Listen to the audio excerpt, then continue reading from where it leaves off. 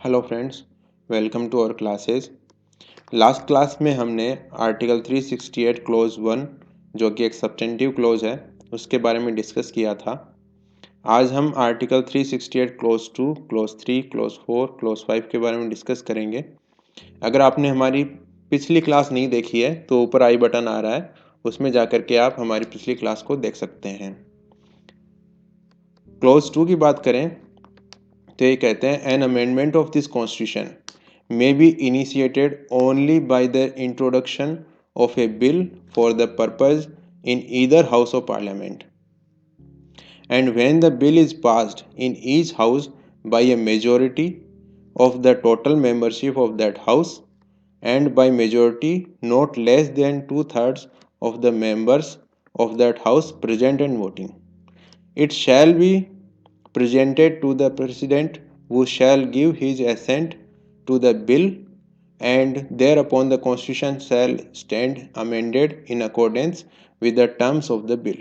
यहाँ ये कहना चाहते हैं कि सबसे पहले अगर हमें कुछ भी बिल है उस या कोई भी प्रोविज़न उसको अमेंड करना है या कोई भी बिल है उसको अगर पास करना है तो हमें सबसे पहले उसको इंट्रोड्यूस करना होगा in either house of parliament, parliament के किसी भी हाउस में, and when the bill is passed in each house by a majority total membership of that house, तो जो टोटल मेंबरशिप है उस हाउस की उसमें हमें मेजोरिटी चाहिएगी, and by a majority of not less than two thirds of the members of that house present and voting, जो लोग उसमें प्रेजेंट हैं जिन्होंने वोटिंग किए उसमें भी हमें नॉट लेस देन टू-थर्ड होना चाहिए, उससे ज़्यादा होना चाहिए, मतलब टू-थर्ड मेजोरिटी है उससे ज़्यादा मेजोरिटी हमें उसमें चाहिए।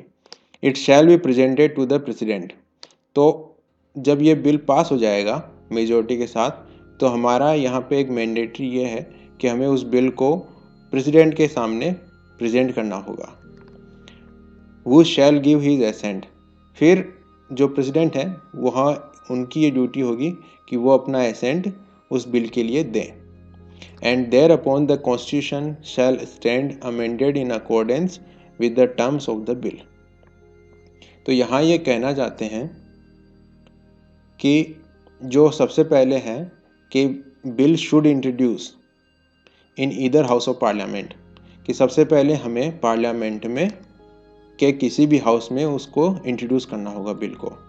तो हमारे पास दो हाउसेज हैं, लोकसभा एंड राज्यसभा। तो सबसे पहले हमें या तो लोकसभा में उसको इंट्रोड्यूस करना होगा या राज्यसभा में इंट्रोड्यूस करना होगा, उसके बाद ही जो इसका प्रोसीजर अमेंडमेंट का वो स्टार्ट होगा। यहाँ मैं कहता हूँ एक बात कि जो मनी बिल है वो केवल लोकसभा में इंट्रोड्यूस होता है, राज्यसभा में इंट्रोड्यूस नहीं होता है। लोकसभा में पास होने के बाद ये राज्यसभा में पास होने के लिए जाता है। नेक्स्ट ये बात कर रहे हैं कि बिल पास्ड विद मेजोरिटी, यहाँ पे दो टाइप की मेजोरिटी की बात हो रही है एक्चुअली। सबसे पहले ये कह रहे हैं कि मेजोरिटी इन टोटल मेंबरशिप, तो ये सिंपल मेजोरिटी की बात हो रही है यहाँ पे। दूसरी मेजोरिटी में ये कह रहे हैं कि not less then to-third present and voting, तो ये एब्सोल्यूट मेजोरिटी की बात हो रही है।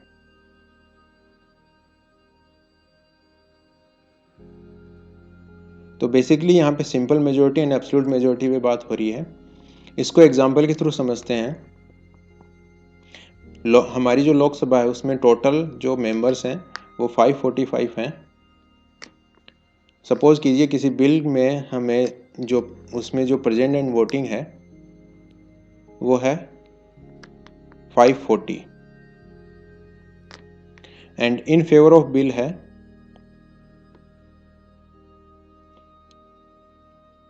मतलब कौन कितने लोग हैं जो उस बिल के फेवर में है वो है 550। तो मतलब टोटल जो सीट हैं लोकसभा में वो 545 हैं, जो प्रेजेंट एंड वोटिंग है वो 540 है, कितने लोग आए हैं और किन्होंने वोट किया है वो 540 है, और इन फेवर ऑफ बिल जो उस बिल के जो पक्ष में है वो है 450।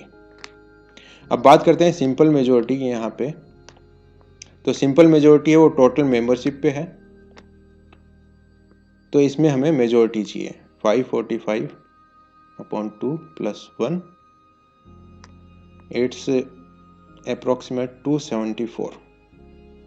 तो हमारे पास सिंपल मेजोरिटी के लिए 274 रिक्वायरमेंट है। इससे मतलब इतनी हमारे पास रिक्वायरमेंट, इतना हमारे पास जो बिल है उसके फेवर में इतने वोट होने चाहिए।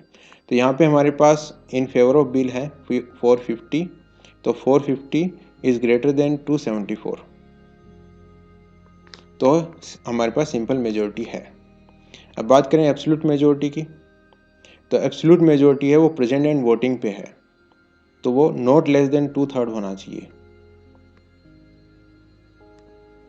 That is 360। 360 से कम नहीं होना चाहिए। तो हमारे पास है 450, तो 450 इज ग्रेटर देन 360, तो हमारे पास एब्सोल्यूट मेजोरिटी भी है, तो हम अपना बिल है वो पास कर सकते हैं।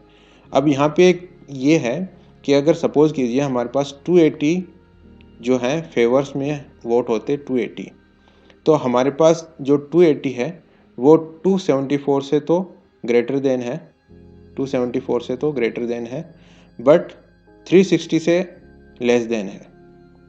तो जो अगर ये हमारे पास इतने फेवर होते तो ये बिल यहाँ पे पास नहीं होता, क्योंकि हमारे पास सिंपल मेजोरिटी तो है लेकिन एब्सोल्यूट मेजोरिटी नहीं है, तो ये बिल पास नहीं हो सकता। अब बात करते हैं इसके रिमेनिंग पार्ट पे। Provided that if such amendment seeks to make any changes in Article 54, Article 55, Article 73, Article 162, 241 और 279A, चैप्टर 4, चैप्टर 5, चैप्टर 1, तो यहाँ पे स्केड्यूल 10 की बात कर रहे हैं। Any of the list in the 7th schedule, the representation of the state in parliament, schedule 4, and the provisions of this article, article 368। अगर हमें इनमें से किसी में भी अमेंड करना हो, अमेंडमेंट करना हो, तो उसके लिए हमें क्या रिक्वायरमेंट चाहिए वो बताए हैं। The amendment shall also require to be rectified by the legislatures of not less than 1/2 of the states by resolutions to that effect passed by those legislatures before the bill making provision for such amendment is presented to the president for assent। तो ये यहाँ पे ये कहना चाहते हैं अगर आपको इनमें से किसी में भी अमेंडमेंट करना है तो आपके पास रेक्टिफिकेशन होना चाहिए जो कि नॉट लेस देन होना चाहिए 1/2 ऑफ द स्टेट्स। तो हमारे पास टोटल स्टेट्स हैं 28 प्लस हमारे पास 8 यूनियन टेरिटरीज हैं जो कि टोटल होता है इसका 36, और 36 का 1/2 होता है 18। अब 18 से कम नहीं होना चाहिए, नॉट लेस देन मीन्स 18 से कम नहीं होना चाहिए। तो हमारे पास कम से कम 19 स्टेट से रेक्टिफाइड होना चाहिए जो कि ये अप्रूव करते हो कि अगर आप इसमें से अमेंडमेंट करना चाहते हो किसी प्रोविज़न में तो हम आपके साथ हैं। तो अगर आपके पास 19 स्टेट्स का रेक्टिफिकेशन है तो हम इनमें से किसी में भी अमेंडमेंट कर सकते हैं। अब बात करते हैं क्लोज 3 की। Nothing in article 13 shall apply to any amendment made under this article. तो यहाँ ये कहना चाहते हैं कि अगर इनमें से आर्टिकल 368 में कोई भी अमेंडमेंट होता है तो उसको आर्टिकल 13 है वो प्रोहिबिट नहीं कर सकता है। एक्चुअली ये आर्टिकल जो 24th अमेंडमेंट में इसको इंट्रोड्यूस किया गया था या इंजर्ट किया गया था कि जो आर्टिकल 13 है वो आर्टिकल 368 को अमेंडमेंट करने से नहीं रोक सकता है। अब बात करते हैं क्लोज 4 एंड क्लोज 5 की।